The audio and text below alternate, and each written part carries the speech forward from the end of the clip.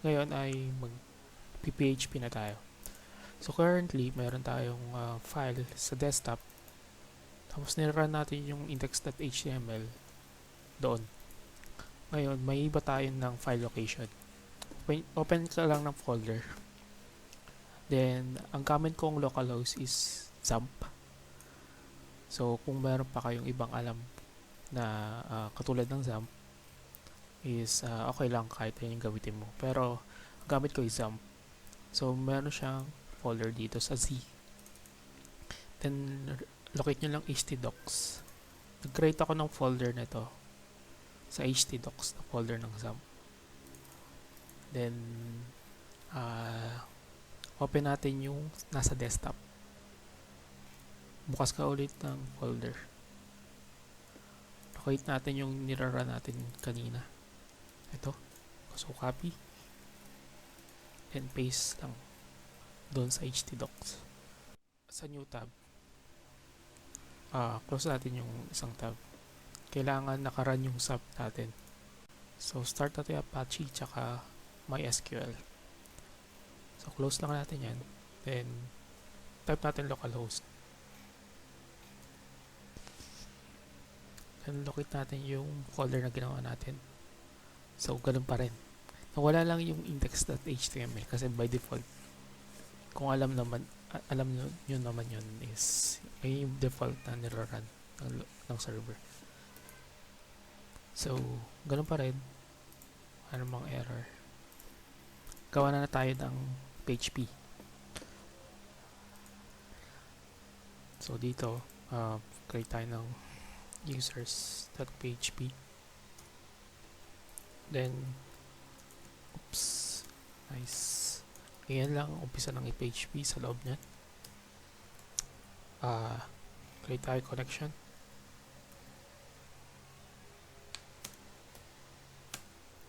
New MySQL.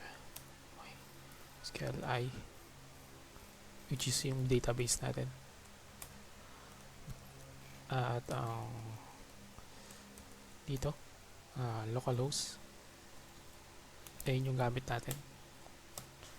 Then yung username, root. Then password, walang password. Then name ng table. Pangalan natin tong view. PHP. 1. Check natin kung makaka-connect.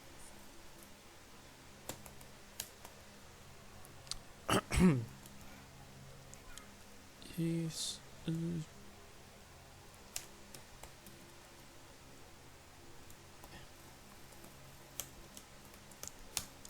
papag-error raw. Die the connection.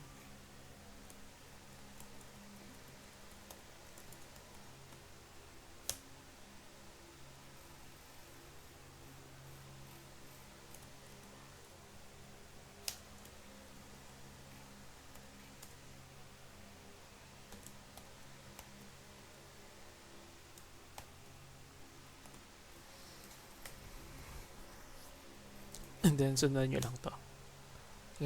Lagay muna tayo else. Echo natin.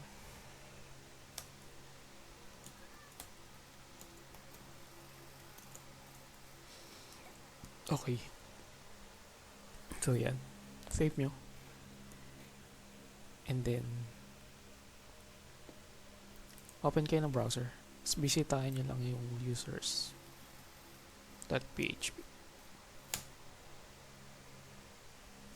Unknown database. Online 2. So, ang next natin gagawin is bisitahin natin yung PHP my admin. PHP my admin.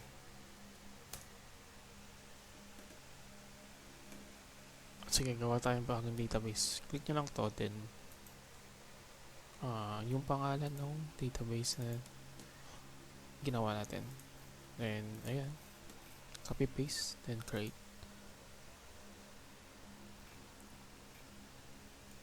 Then, check natin kung gagana. Refresh nyo lang to. connection success. Ngayon, lagay tayo ng table ng users. 4 na column, go. Pangalan is ID, name, email, phone,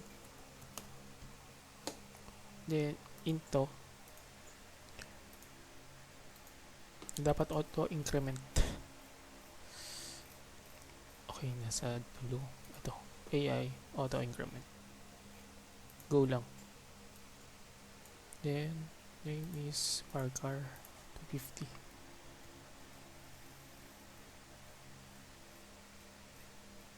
Email is Parker 200. Parker na lang.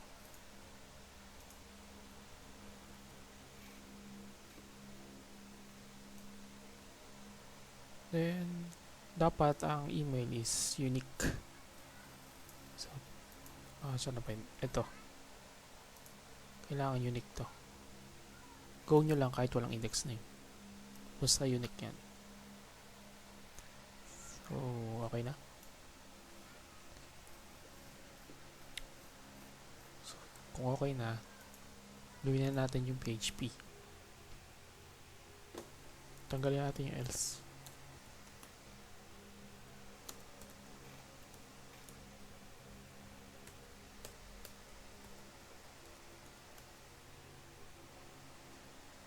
Value niya is false by default. Action is none. If is set, check natin kung nakaset yung action. Yung action na yun is yung create, read, update, and delete. So get action,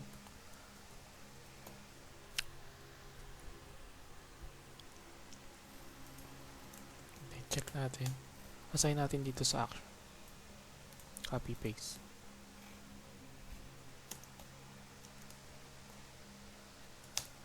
get action, then echo natin to.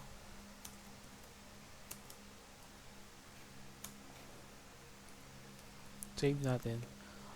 So paano natin makakuha yung action? Refresh natin, wala, pero kailangan natin ng get. So type nyo to, question mark action equals create. Okay, so nag-work naman ng maayos. So delete na natin tong echo. Next ang gagawin is ulit tayo ng if. Kapag yung action read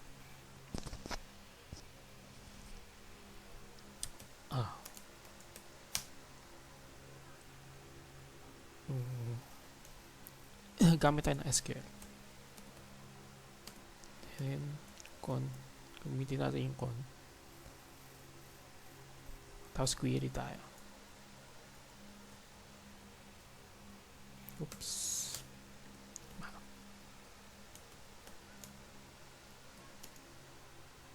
select all from users. Ito yung table natin, users. So kapag nakuha na natin yun, gawa tayo muna ng variable ng user.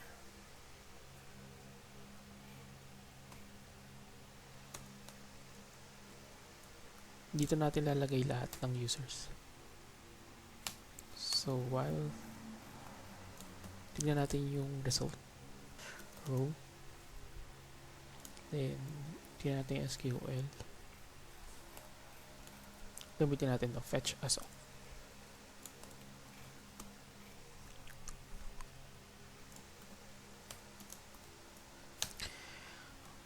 Yun. So, well, meron tayong nakuha resulta.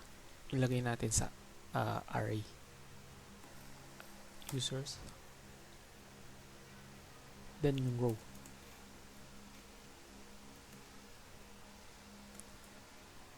Lagay natin siya sa result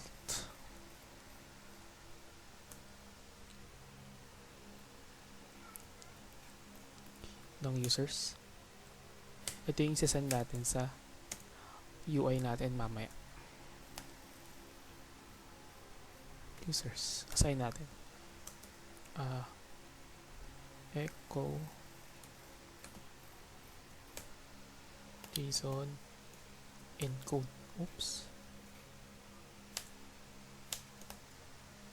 Encode result. Check natin kung gumagana. So, palitan natin to ng read. So, mag-clear tayo ng read. Then, enter nyo lang. Fatal. Call to a member function. Dahil wala pang laman pa pala yung database natin. So, punta tayo sa PHP MyAdmin. Lagyan natin ng data yung PHP users. Mga 4 lang. Go. Hindi pala natin na-save. Kaya pala. Okay, so ID. Kailangan auto-increment. Then primary siya.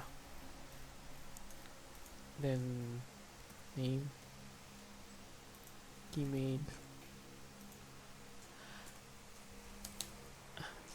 the address, phone, varchar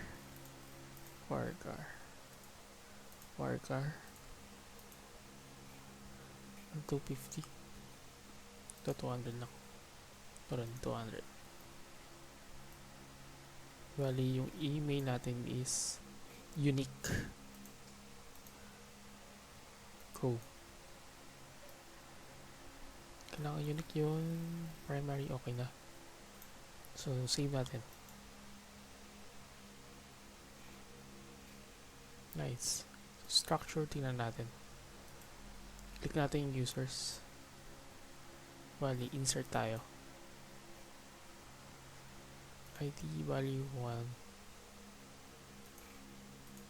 Value 1. Name, Jesse. Jesse na lang. Email Jesse at sample. Code is 911. Go. Maglagay pa tayo. 2. Kahit wala na pala to. So, for example, go, dalawa lang. Okay. So, kung meron na tayong data, check natin kung gumagana to. Yun.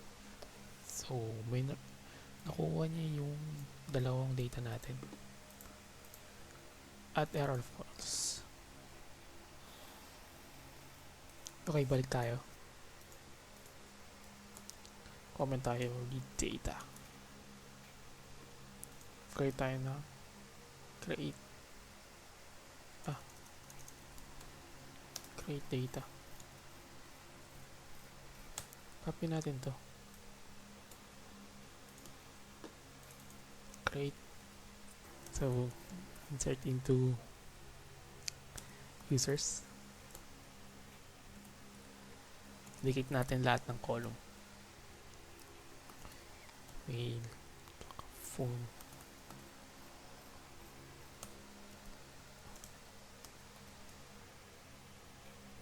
values is create tayo ng variable which is yung name.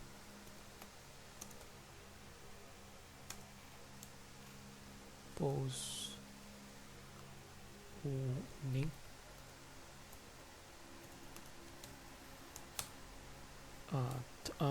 email,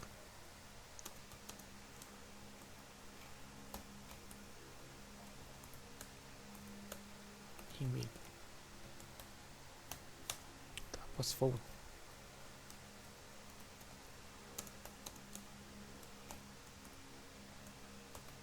Post phone, post po. Yan. So, bali itong post na to manggaling yan sa UI kung mag-create tayo. So, lagyan natin yan dito. And single quote, and ganyan. Single quote, then email, comma, single quote, phone.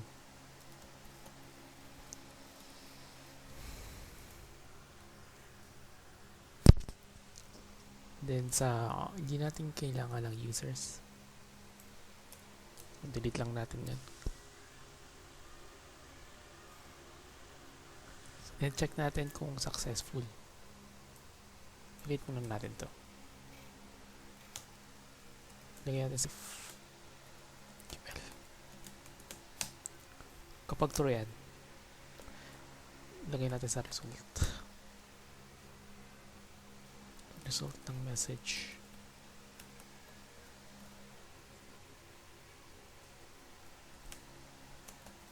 Para may indicator tayo na okay yung pag-create natin ng user or pag-insert natin. Just fully.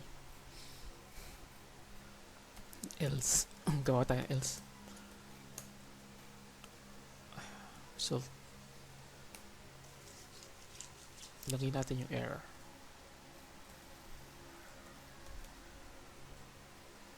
Error is true. By default kanina naka-false yun. Gagawin lang natin true. Then yung message iba.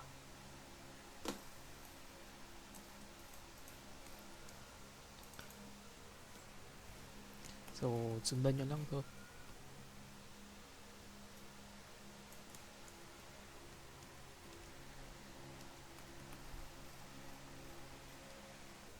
And then gawa pa tayo ng update. Copy natin to. Then lagyan natin update. Tapusin na natin to. Update. By the way, you can pause and play video para makasunod kayo.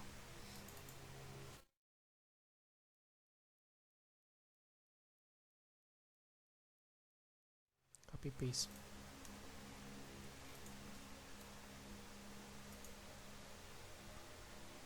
Then, hindi tayo mag-insert.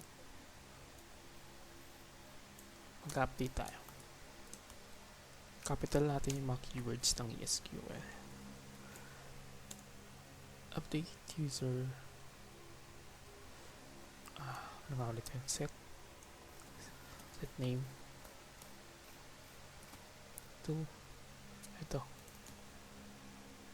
$sign.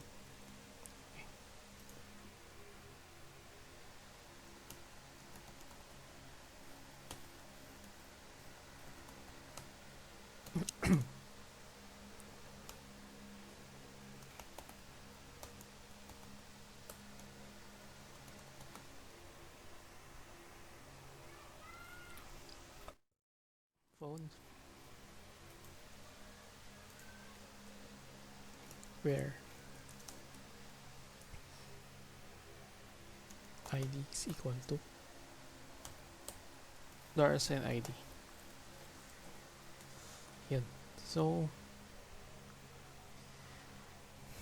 user update. Errors true to update user. Then, delete naman. Copy paste lang. Delete.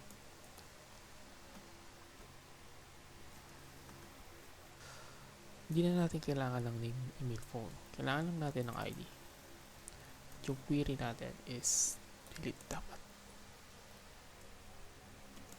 from user where ID is equal to ID. Okay? So, kapag successful, bato lang tayo ng message. Ganun pa rin, error 2, then by message. Then, close natin yung connection.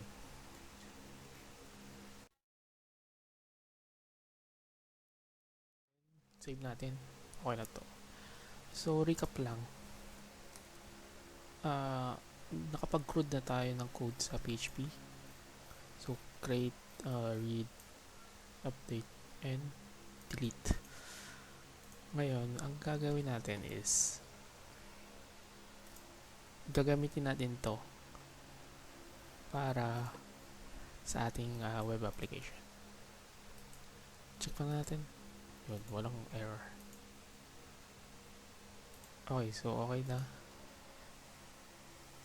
Sa next video, ituturo ko sa inyo kung paano kuhanin yung data from database PHP to UI natin.